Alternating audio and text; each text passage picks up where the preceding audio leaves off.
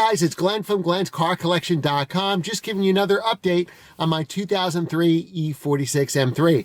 Remember to hit that subscribe button and notification bell so you don't miss the next video. Like and share these videos so our channel can grow. I'd love to get 10,000 subscribers as soon as possible. And as always, leave your comments and your tips in the comment section below.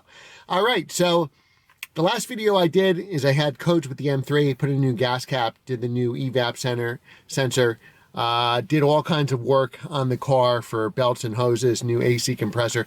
Those were preventive maintenance. I thought, before I sunk $3 grand into this car, I had done enough to pass inspection and went to drive a car again, and the check engine soon light came on. When I went to inspection after I bought the car, they had told me that the emission stuff had to be reset to drive the car. I've driven it about 800 miles so far and not been able to do it. So luckily for Christmas, Santa brought me a code reader. Now this is, if this is any good, I'll do a review on it, but this is like the cheapest code reader on Amazon. And we're just trying to find out if what's causing this check engine light and see what the codes are. So very simple. This is all ready to go. We're going to plug it in our OBD2 port. New Jersey inspection is just emissions. So right under the hood latch, right on the bottom of the dash, is where we plug this in. And it's pretty obvious, you know, which way it goes, up or down, based on the pins here. And some safety tips. So you could do this in your garage. I just pulled this out. There's more lighting. I pulled the car right out of the garage. The garage is right in front of me. I just pulled it out to the driveway so we have some light here. Safety tips. Have your car in neutral, okay, with the parking brake on. So you don't, if you have to start the car for whatever reason, what you don't want to do is be in first gear or reverse and hit something and injure somebody. All right, so we're just going to plug this in, and hopefully we can get some codes. The car is off right now, so you don't want to plug it in when the car is running. If I remember correctly, you do it when it's off, and then we'll turn into position 1 with the starter.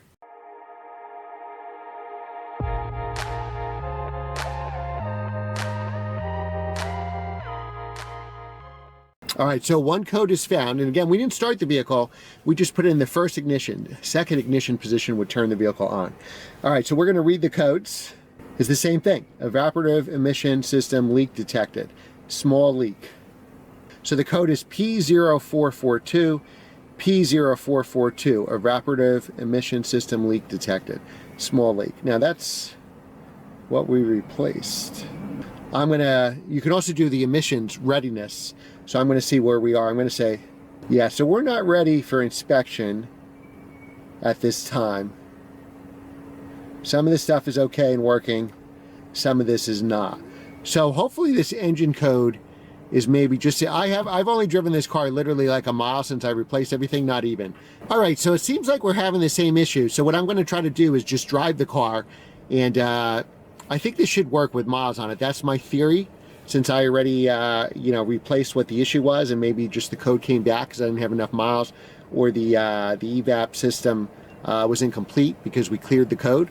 So I'm gonna keep driving it, and then it's supposed to rain. There's still salt in the road, so I haven't driven this car, and that's part of the problem. They love to salt the roads here in New Jersey.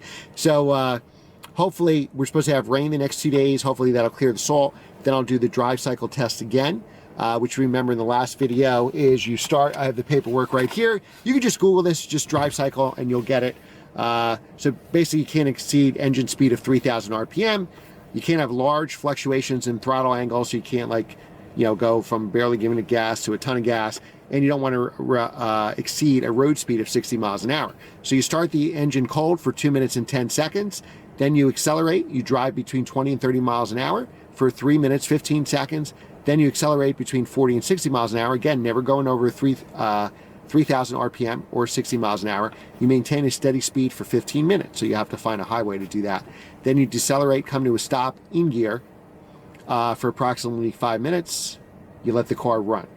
So hopefully that does it, and hopefully that'll get me to pass the test. So we're going to try all that, and hopefully that'll do the trick. So stay tuned and hit that notification bell so you don't miss the next video. And thanks again for watching. Remember to like, share, and subscribe.